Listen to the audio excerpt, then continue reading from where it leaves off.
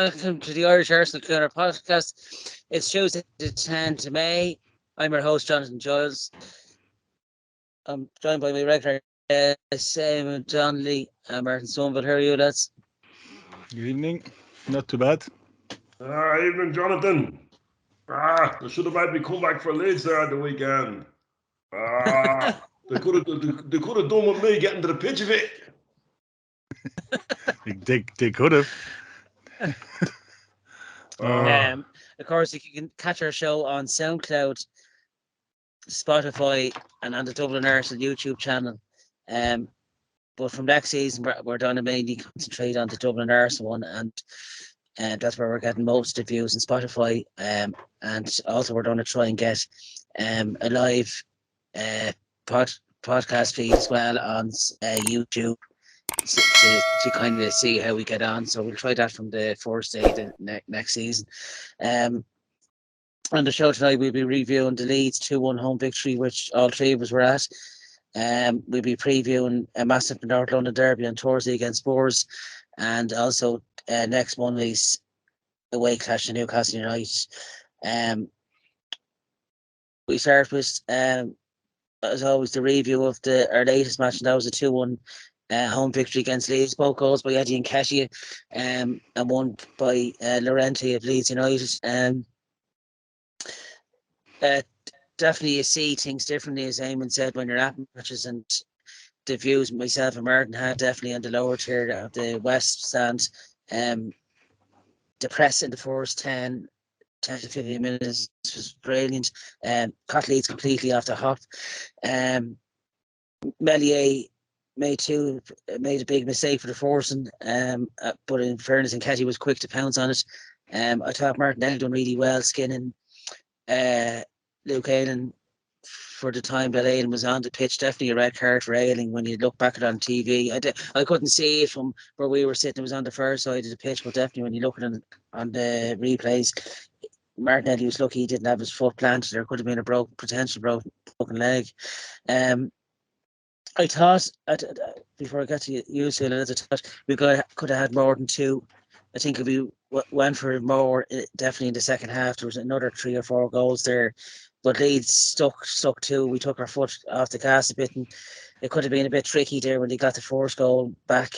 They had another chance right at the very end. Rodrigo couldn't get his head really much onto it. He could have flicked it over Ramsdale. That could have been all their hard work on with stupid mistake. But I think we just totally deserved to win. We were all over them. We controlled the game really well from start to finish. They weren't much of a threat, Leeds. Rafinha was very disappointing. I thought I was dreading him, but he didn't really turn up at all, and the game was pretty much over after the red card. It sets us nicely in 4th place on 66 points, 4 ahead of Spurs, of course, going into the North London derby on Thursday. I'll go to you, Eamon. What's your take on the match from Sunday? Well, the writing instructions going into that game were just win the game, and we won the game. So, job done from that point of view. Because at this stage of the season, it's all about points tally. But we were brilliant in the first half. Absolutely brilliant. The pace that we played at, the way we moved the ball around. Martinelli was on fire.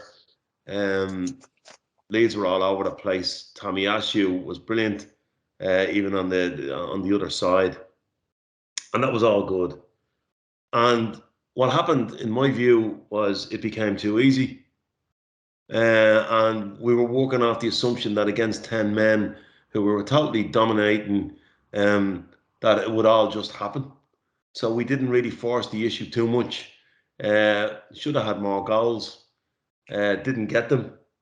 And then I think a seminal moment was we then conceded our first goal from a corner because we weren't switched on. Yeah. And we conceded that goal from a corner because we hadn't conceded a goal from a corner all season at home. And we conceded that one because of the way the game had gone. We didn't do what we were supposed to do.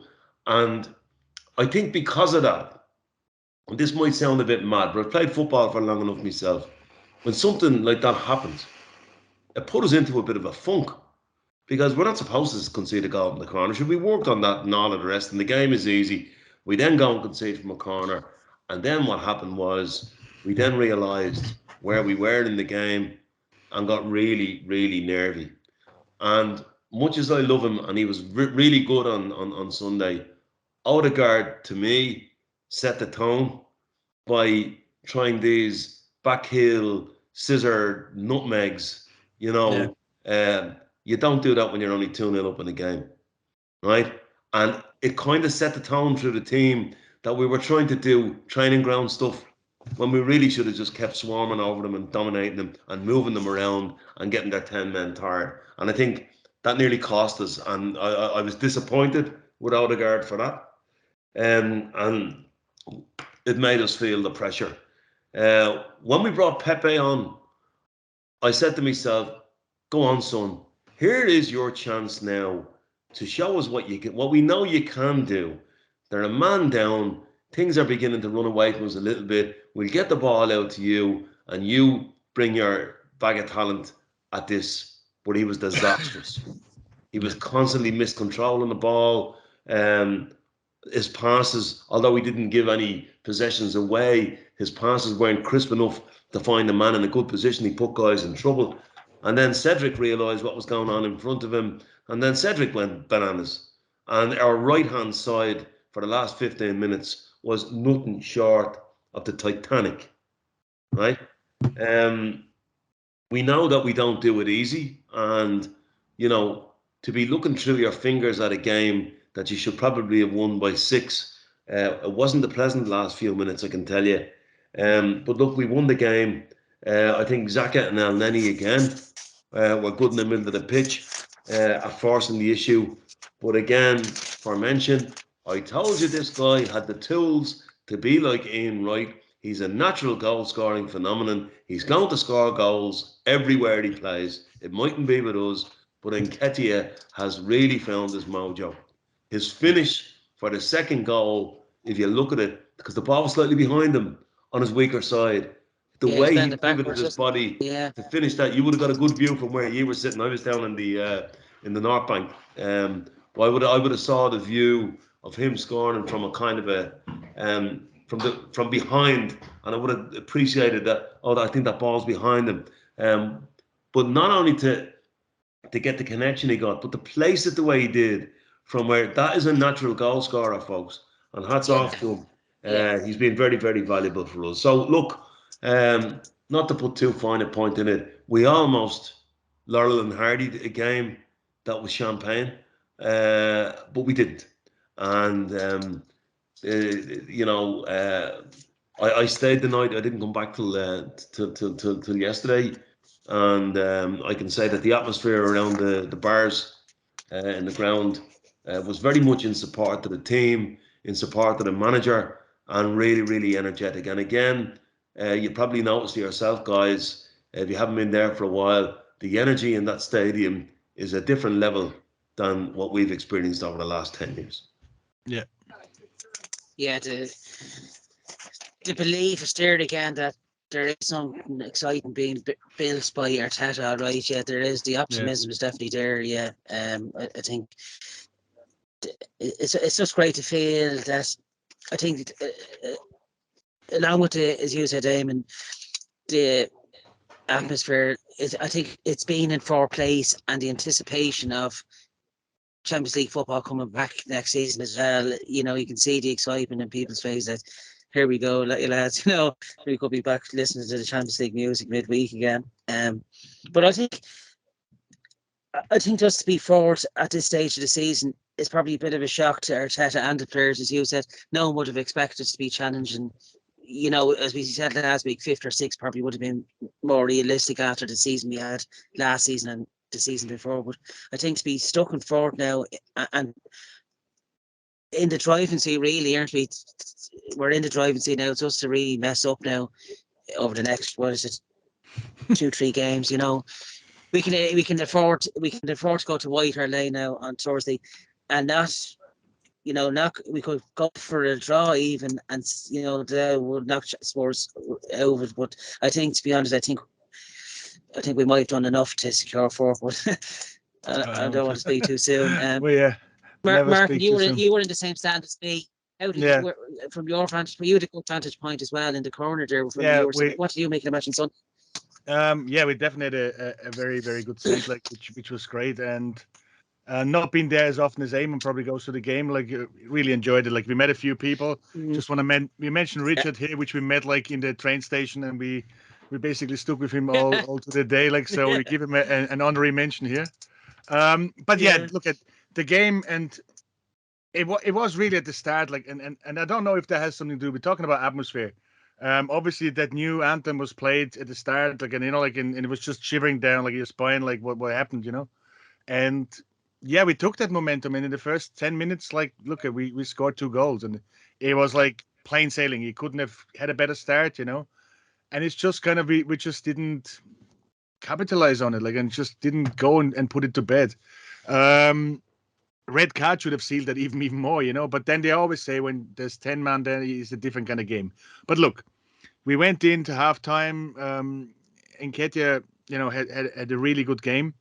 Inside, everybody was talking, look, at this is, we're bedded in. And I think maybe that was the attitude of the players as well. It was done, like just 2-0, and we just go out and we do exactly the same again. And we're just going to go out and destroy them. But even that the atmosphere is very good. Like, when we came back in the second half, and that was for me like a little bit of point, the Leeds fans were swinging their shirts, the Dallas shirts, what they had.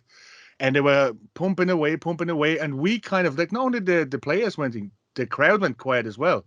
And I thought that was a bit disturbing because, look, we should have, I don't know, cheered them on a bit more. But it was kind of quiet again, like, you don't want that. And then they did come back, scored the goal. And then all of a sudden, like, then we were back singing, and kind of that is something we probably have to work on. On the way back, we were sitting next to Leeds fans, like, and look at them poor feckers, they have to go over as well every weekend, they go to the home and away games, like, and yeah, look, and I said to him, look, fair play to you were singing even when you were down, and that's just fair play to them. But beside that, yeah, we should have scored more goals in it, and it would have been thinking, but like, it's anything, 3 points, we take it. We have so many games where we dominated game and we didn't score, like Southampton, but we did it against Leeds, so we got the 3 points. Now the big game is coming on Thursday, so I'm not going to say anything like, a point is enough, like, because we then still only, 4 points, 2 games to go. Look, they can still catch us, and then if we win it, I think that would be just the cherry on the cake. Because to win it then in White Hart Lane or whatever they call this bloody stadium now, it would be great to get the points there. But beside that, like, yeah, it was a great day. The atmosphere was fantastic. The players were great, and yeah, the only thing is, like, which was really disappointing, was Pepe, because my God, like, not only did he not perform, but in the last 2 minutes when the keeper was up, he is probably one of the fastest players on the pitch. Why the hell did he not just go and run with the ball, or even try to kick it with his weaker foot? No, he has to put the ball back, and then loses it. Like, he could have scored there. So that was just a bad decision making. But I think that just sums up his thing, what he had, the game he had. And yeah, I'm not quite sure what we're gonna do with him. But he didn't take his chances what he was supposed to, and actually show us what he can actually do, because he can. I don't know what happened to him. But he's just not at the ball at the last couple of games, and yeah, been interesting summer for him. But yeah, but beside that, I mean, look, 3 points, great game, and yeah, it was a long day. That's all I can say. Yeah, it was a very long day. I'd like to give a shout out to Ozzy as well, who we met along with Richard, his mate. They're from Northampton. And he's hopefully going to come on the show, if not next week. Can I ask the question, Jonathan? Where did you meet these guys? Well, we meet Richard in yeah. No, we actually we went to the Tollington with them. Tollington, did you know? Because I have a text on my phone telling me, Jonathan, that you were on the way up to see me in the 12 pins, Jonathan, and you didn't turn up. Now, then you might think that the next time, Jonathan, you're looking for a ticket. I know. I hate when these things are brought up. So frustrating. Yeah. I was sat beside Paul Brown at the time. Oh, yeah. Got 10 horses, me. Yeah. I took myself off down to the King's Head. We also had a great day. Those of us who chose to be at the appointed places where we were supposed to be. I blame Martin. He didn't want to move. He got actually like because we came from incapacitated. But because we came from Stansted, we went to Stratford, and then we had to take not the overground, we had to take a bus, and that's where we met actually Richard, not in the Tollington.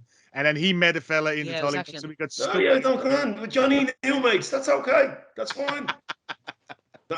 No offense taken here. Yeah.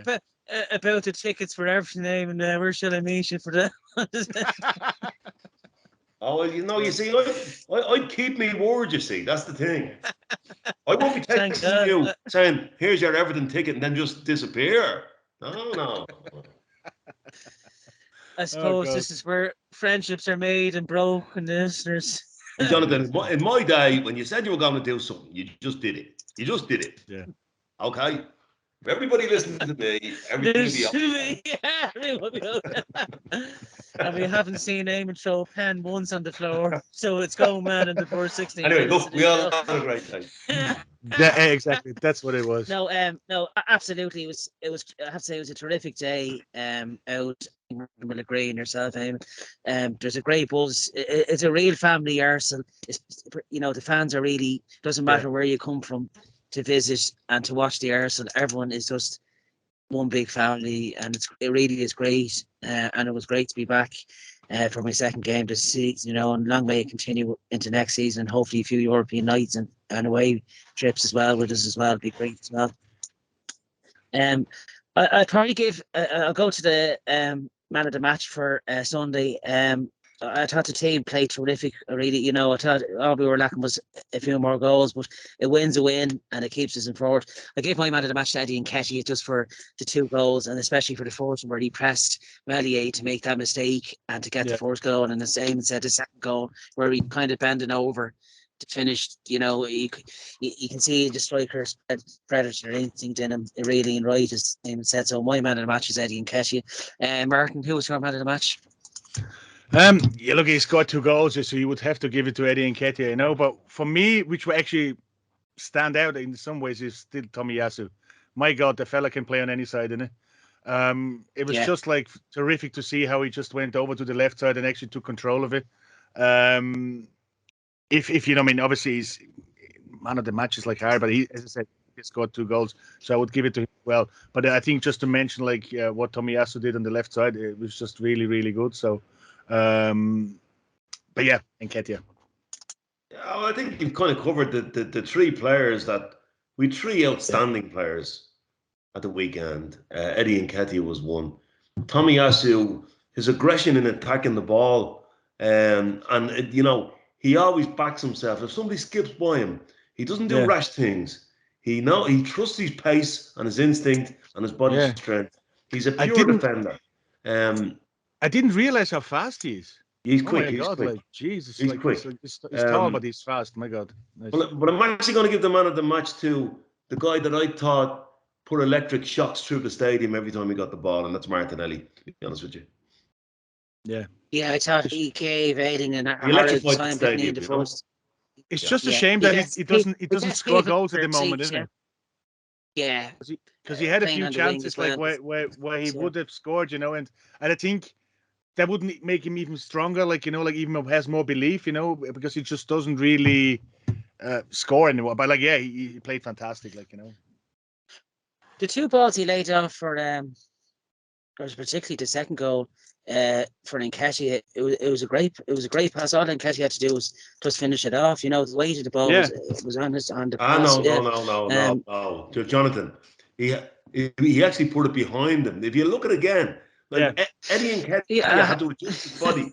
What the point I'm making is, I don't think it was the greatest pass in the world at all. I think Nketiah had a lot to do, but the way he got himself down the byline to even get in that position, was something you'd pay good money to see that, 100%, I thought the Leeds defenders were nervous all day. It was so front, weren't they? They panicked.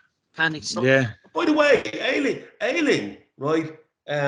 Ayling got sent off because he was getting torched by Martinelli, and he just got Yeah. so frustrated. David. Do you know? He just went, no. Do you know Yeah, what? it I'm was a actually bad, more bad surprised that Oh, yeah. Rodriguez didn't get sent off, because looking at the highlights, like he was in the ear of the referee all the time. And if that would have been Xhaka, Rafinha, yeah. oh Oh, sorry, yeah, and then, Rafinha, and then he went to kick the post. yeah, and said, what the hell is that? So Yeah. he's lucky that he didn't get sent off as well. But look, that's about it. But like, look, that's just what it is. Chris Kavanagh wasn't even going to send Ailing off. I mean, how that had to go to the VAR? Yeah. I mean, I suppose, like something out of the Karate Kid, And then fair play to the Leeds fan. They said and to he's me not straight that away type he of was sent player, off. Ailing, yeah. Yeah, and it was his I think it's just the season that they're having, yeah.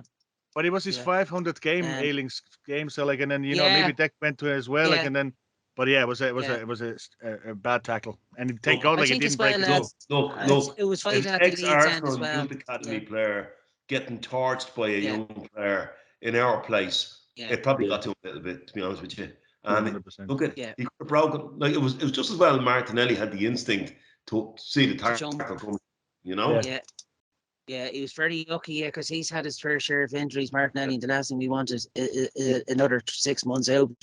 Look, I don't think the Ailing's a dirty player, but he just, I think he was just sick of being skinned by him the whole game. No, so I don't blame. It was just one of those hot-headed moments where sadly Leeds suffered as a result, and thankfully we came out there with 2-1 victory. But look, we deserved it on the day, and as we said last week, I could see nothing but a victory, and that's what happened. That was our fourth win in a row, of course, and puts us in a nice position for the North London Derby on Thursday at a 7:45 on Sky Sports Premier League. It's always a tasty affair, the North London Derby, but there's an extra added incentive to this one. Win at Spurs and Fort is ours. Lose and it's nail biting again. But even draw, and I still think we're in the driving seat to knock Spurs out, getting forward. So it's hard. I hate predicting these type of games, because Spurs got a draw against Liverpool, and I thought Liverpool will walk over them. But I particularly their defence. He's got them playing. They're tough to beat. Spurs at the moment. Romero is the standout for me. He's a quality defender. He throws his body on the line, but I think we've got just that bit of quality to get a 2-1 victory. I'm throwing myself under the bus here, maybe. I can see Nketiah causing them damage. Eamon, I come to you. How do you see the game on Thursday? Well, okay. Well, I watched the Liverpool Spurs match for a number of reasons. It was an attractive game to watch because of what's at stake. Yeah, it's a neutral. But also, I was keeping an eye on what they were at, and I have to say, Seven Sisters FC were excellent on Saturday. Right, they're a very good counter-attacking team, and when you have Kane and Son on your counter-attack, the one thing about Kane is he's not the quickest, but he moves the ball very quickly. He gets it under control quickly, and he moves it quickly. And I think Son is outstanding. To be honest with you, right? Yeah. He goes under. Yeah, he doesn't get enough credit. Yeah, I think he's under the radar. I think he's outstanding. He's clinical, But in terms of the game on Thursday and what's at stake, the pressure's on them. Yeah. Pressure's on them, and the pressure's not on us. The pressure is on them. Yeah. They have to win the game. If they don't win the game, they ain't going into the Champions League. Yeah. Right? Now, so what do we do? Do we stick or twist? Well, the first thing, no matter what was at stake, with the kind of Spurs that I saw. Now, by the way, Mikel Arteta knows 100 times more about football than I do. But for somebody who played the game for many, many years at a reasonably decent level, who knows, as I said, 100 times less than Mikel Arteta, I would say it would be foolhardy to just go up there and say, let's go for it. Because they'll pick you off on the counter-attack. That team with the raiding wing-backs is absolutely set up to pick you off on the counter-attack. Where they're not so good is when they have to play through teams. Now, on the flip side of that, I think it would be foolhardy to sit so deep to invite them on. Because if you do that, you find it very hard to get a momentum to get up the pitch. All right. So I think Arteta needs to get a balance between being an offensive threat and defensively stable. And if we came out with a draw, I'd be more than happy with that. There was a very good article in the program, Jonathan, about by Albert Steidenberg. He was a feature in the program, which is well worth a read. It gives good insight into how the coaching team works, and it's very much Steidenberg's role to identify the opposition, what they do, and to script the game plan. You know, and let's hope that a guy, as I said, who knows 100 times more about football than I do, can see that, you know, the temptation will be to say, look, we can nail this and we can get 3 points and we're home and hosed, and go for it and leave yourself open to be, you know, paired off on the counter attack. That'd be stupid in my view, and I don't think we'll do that. I think we will try and consolidate, you know. And I think you're right. I think Nketiah will cause them problems, you know. But look, the pressure's all on them. Let's see how they cope with that. And if we come out with a 1-1 draw, I'd be happy out, you know. Yeah. Yeah. Martin, how do you see the game going on Thursday? It's a tasty derby, Henry, isn't it? Look, it's a North London derby, so like that's kind of like put that aside. Like I've seen a few comments today on WhatsApp, like from a few Spurs fans, where they're trying to attack the Arsenal bus. They're already gearing up for it, so like they're just kind of, you know, I don't want to see that. Like, doesn't matter what whoever they are. Like, you know, I don't want to see any team attacking any fan base or whatever it is. So like, you know, you don't want to have the war outside. But look, it's a rivalry. It's gonna happen. Beside that, like Spurs played against Liverpool and Man City. As Eamon said, like, you know, they weren't attacking the game. They were sitting back and they were just absorbing the team. They can't do that against us. So they were going into the Liverpool game that they said, okay, if you get a draw or if you get a lucky win, we take that, you know, but they were sitting back and were defending. Liverpool didn't show too much, even that they played well. They had a good possession. But like, that's what Spurs did. They did it against City. They came away with a win. They did it against Liverpool. But they can't afford to do that against us because they have to make the game. They have to win. So they can't just sit back. So I think that's going to change the game. And I hope, as Eamon said as well, that Arteta sees that as well. Is not going to go gung-ho, because that's not going to do anything for us. So just get them in. See, it's going to be depending on who scores first. If they're going to score in the first couple of minutes, it's going to be a different game. If we can get over the first 10, 20 minutes, you know, like, and calm the atmosphere down, I presume, we'll see what it is. But look, we are now in the position, because we've won against Leeds. Even if we not win, we're still in the driving seat. It's still in our own hands. We have to beat Newcastle then and Everton, but it's in our hands. If we would have lost against Leeds, it would have been a different story. But we gave ourselves that cushion, and now we can actually win it. And I think that might be playing it for us, because Spurs have to win, and I think they're going to crumble. They have Spursy, and I take a draw, but I think there might be a win in it. I don't want to say if it's a 2-1 or a 5-0, but now, thing is, I take a draw and go with 4 points in the last 2 games. I think there's definitely a chance. And look, for us, it's like we can still get third now. With Chelsea crumbling as well, like, you know, there's a result there. What for both of us can, you know, like, can get something out of it. Maybe you just never know what Chelsea is doing. But I think like we have the chance to do it. We have the manpower to do it.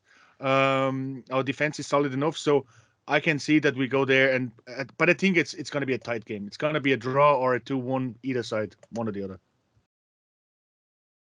Yeah, it's hard to call, but I think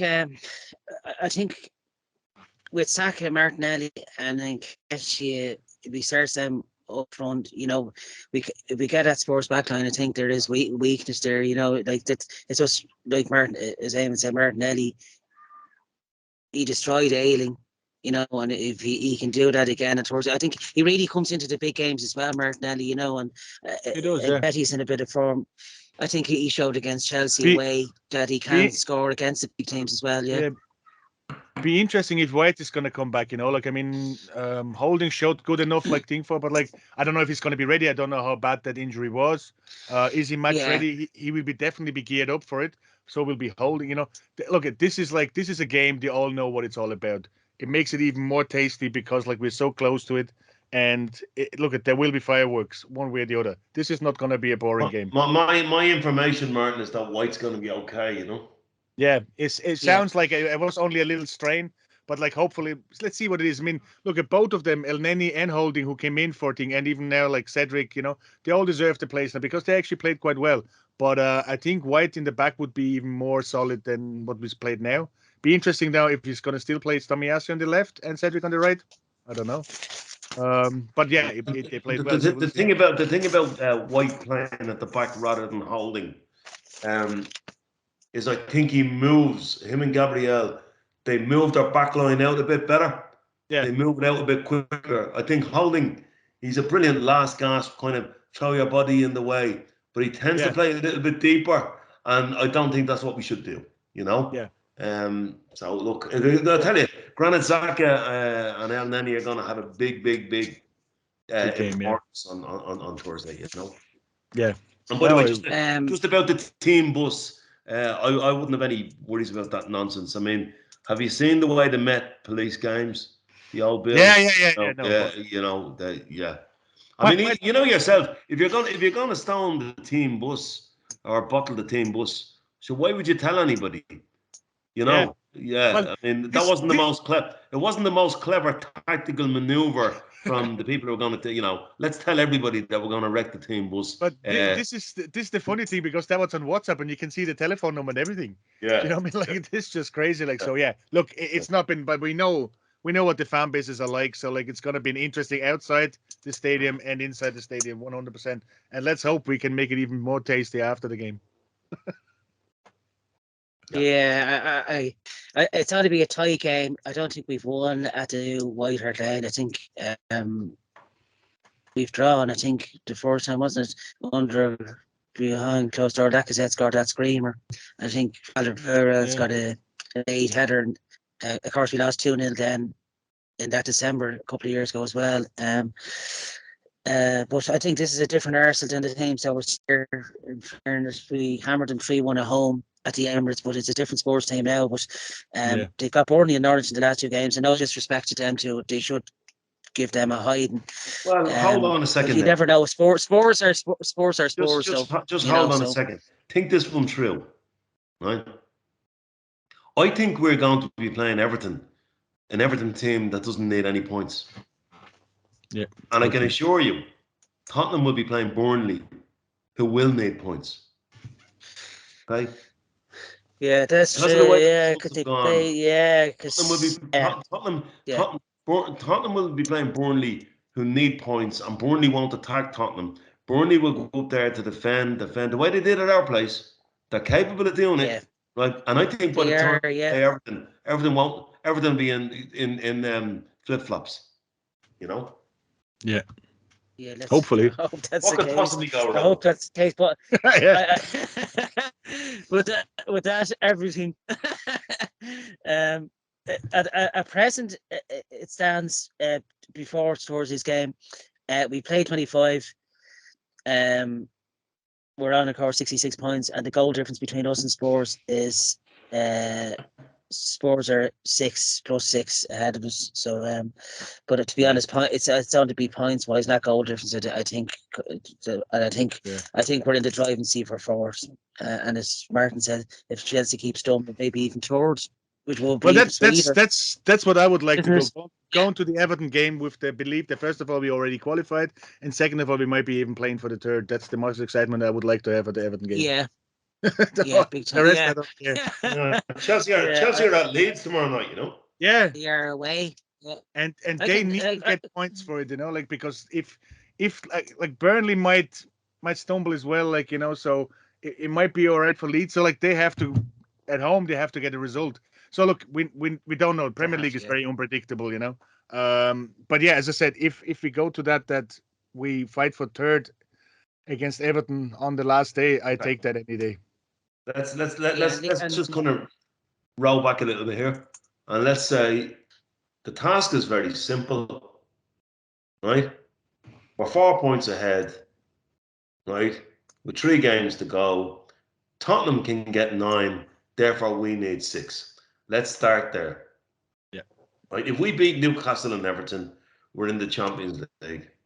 Right. If we get a draw, we only need to beat one of them. So, I've thought all this through. Instead of counting sheep to go to sleep, I keep thinking about this. Yeah. You know what? I'm Now, speaking about counting sheep. I'm going to tell the listeners a story about my work career. I got a job in an abattoir counting sheep one time. And I fell I remember asleep you at the saying second. this in Now, Anyway, go on. Mikel Arteta, are you listening to this? Yes. Been told Masterclass. what to do. Just follow this through. If everyone listens to us, We've got Super Mick Arteta. He knows exactly what we need. City at the back. Gabby in the attack. And also on the way Champions League. How's that for the listeners, eh? That's brilliant. I love it. That's all I heard all day, and it's really catching on. It's super, actually. Yeah. It actually does, yeah. So that game is on Thursday at 8:15 in Sky Sports Premier League. I'm sure all Arsenal fans are aware of it now, and I can't wait for it. And I think it's going to be it's always a tasty derby, but this one has a little extra to it. Yeah. So here's to the Arsenal. Martin, has Riverbar got channel? Yeah, I'd say so. It's on Al Jazeera. Al Jazeera. I think this is on a proper channel. I have to say, I wouldn't be able to watch this on a dodgy channel because like the notifications coming in, I'd be not a chance, man. I would that's crazy. You're going in on Thursday, Martin, are you? I'd say so, yeah. Yeah, okay. So, Come on, I'll be there. Yeah. We have to see this live. Yeah. They might have to renovate the river bar afterwards. I don't know. It's kind of a peer support group, Yeah, exactly. Yeah. Oh God. Where everyone lets everything out. Mind your mental health at the Arsenal. Peer support is important. Oh, Jesus. Following Arsenal comes with a health warning, mentally and intoxicating at the same time. So we'll be reviewing that match, of course, on next Tuesday's one. So here's hoping to a draw or a victory. That brings us on to Monday night then, and it's our last away game of the season. It's also on the Sky Sports at 8 o'clock. It's Newcastle United away. They got thumped 5-0 by Man City away, but in all fairness, it looks like most of the team is probably on their holidays mode at this stage. They're 43 points, Newcastle, well away from the relegation zone. He's done a great job, Eddie Howe, to get them from where they were in December, which looked like going down, and he's turned them around to possibly finishing mid-table. So fair play, and it's exciting times for their fans as well, with the new Saudi owners. Of course, be interesting to see what they do over the next few transfer windows. St James's Park, always a tough place to go to. They've great support, very dedicated supporters like ourselves, and of course it's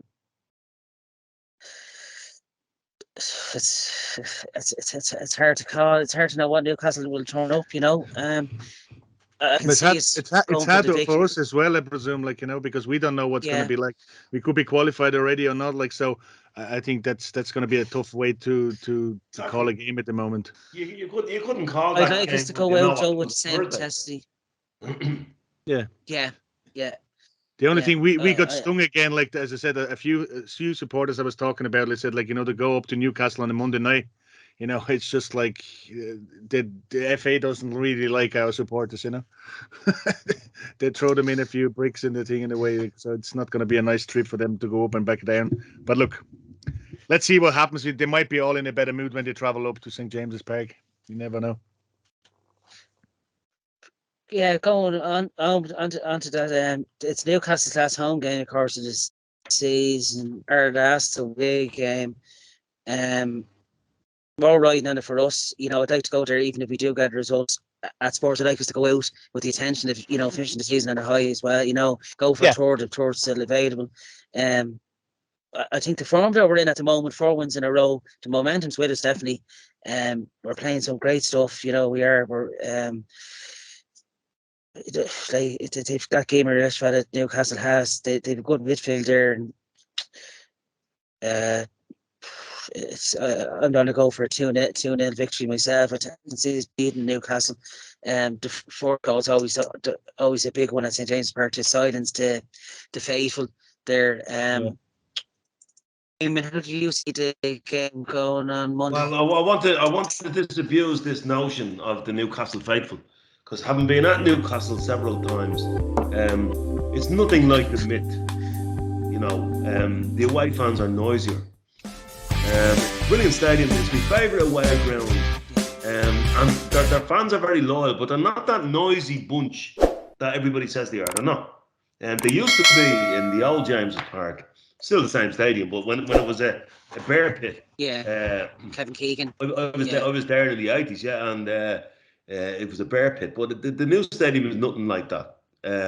Nothing to be intimidated about. But it's impossible to call that game because of Thursday night. And it depends on where we are. I mean, if we lose on Thursday, we could be very nervy going to Newcastle. Yeah. And the one thing... even though it's not a bear pit, they tend to turn up at home, Jonathan. They turned up against Liverpool at home, even though that they're comfortable. They turned up against Liverpool at home. They gave Liverpool a good test. Yeah. So look, I wouldn't be. I think if we get a draw on Thursday, I think we can go and finish the job. But I think if we lose on Thursday, oh God, I don't even count. I think I'll just climb into an attic with a book, maybe on a reading light, and maybe a direct pipeline for food up to the attic or something. And with somebody ring me on the 22nd of May, and we made it. Oh God. So you're getting no prediction off me. Johnny Mealy will have it up for salmon. Well, as you said, it's a hard to call that one. It all depends on Tory, doesn't it? And then, of course, if Spurs did beat us, they play ahead of us. Then don't they? At the weekend, they could possibly be ahead of us. So I can't see that. Honestly, with the 4-point gap, I just can't see it happening. But this is Arsenal. Yeah, you don't want to predict anything like that. Personally, I think even if we win on Thursday, we should go up there and finish the game off and actually read it and push for third. But I don't want to do any predictions for that. Well, I just hope we won't go through nicely. Personally speaking, if we win on Thursday night, for the first time in my entire life, I wouldn't actually give a flying shite what happens at Newcastle. Well, sorry, for the second time. When we won the league in '98, with 2 games to spare, I remember being in some bar in Blanchardstown. I think it was the Greyhound, and Liverpool beat us 4-0 in Anfield. In Anfield, and their fans were going, oh, that's the Arsenal team that's at the winning the league. They're not that great. So we were playing the cup final at the weekend. Yeah. It was half. It wasn't even a full strength team, because at that stage the league was won, wasn't it? That was the game. I think Owen scored twice or something, wasn't it? Yeah. Can I mention one other thing, Jonathan, before you move on? Yeah, go ahead. Go ahead. Personally, as a guy who's been following this club since the age of 5.5, on the 8th of May 1971, it's a very special day for me. It was the day I became cursed with the Arsenal supportership. But to see, 6 or 7 of that team being marked at the half time on Sunday. You were probably in the bar, Jonathan, from your nice seat there that I got you the ticket for. But no, to see them being honoured at half time. You're right, too. We were. To see them being honoured at half time was a brilliant touch by the club, and you can see the joy in the faces of the players to be reunited. They all had a dinner together on Saturday night, had a good night out, and were paraded around at half time. It was a really nice touch. So to 1971, there you go. There we go.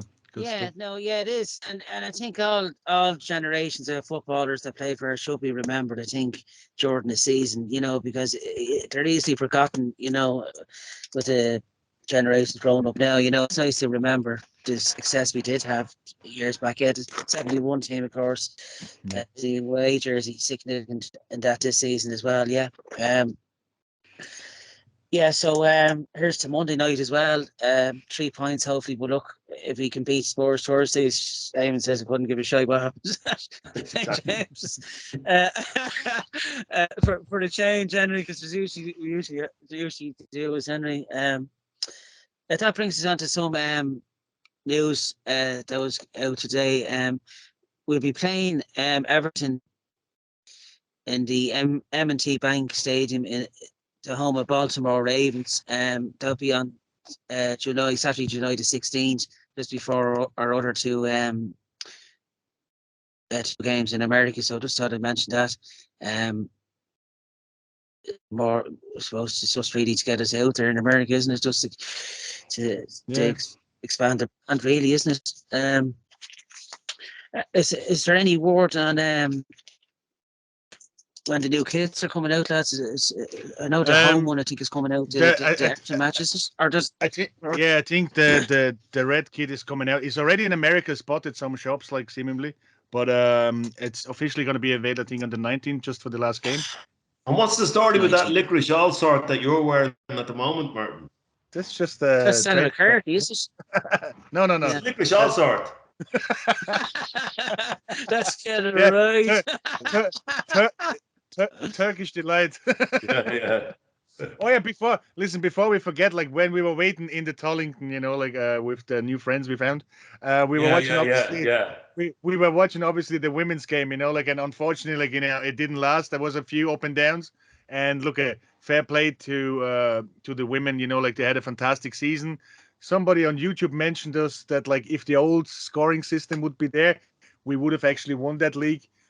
I don't know when we changed the scores to 3 points for a win, and like I don't know, but like somebody mentioned that. But anyway, look, Chelsea, like, they lost 2 games and they won the league. We drew a few too many games, and unfortunately we didn't. We had a good game on Sunday as well, but Chelsea had a better one. And I have to mention as a fellow Austrian that, like, our goalkeeper, the women's goalkeeper, Zinsberger, she got the golden gloves. So that's an achievement for her. So fair play to the Austrians, you know, like, and give them a mention as well. But like, look, next year they qualify for the Champions League now, straight in. So like they don't have to qualify for that. So that's going to be a new thing, and hopefully next season we can knock Chelsea off that perch and, like, you know, and get the championship back for once again. That's it's exciting time. Yeah, it's exciting end of the season for a change, you know. And something to look forward to. Just a bit of competition time. I thought I'd add something to the show. This week, like the prize on offer is the latest issue of Gunnflash. Of course, done by the London Arsenal Supporters Club. Basil Hatch, who's nearly pretty much, I think, at every game in his lifetime at Arsenal, is the editor of it. It's a really good read, and it's the latest issue for May, and the next issue won't be till the first home game of the season. So it's something to read over the summer. The question I want to throw out there to win a copy of Gunnflash is in May 2006, on the last game at the old Highbury against Wigan Athletic.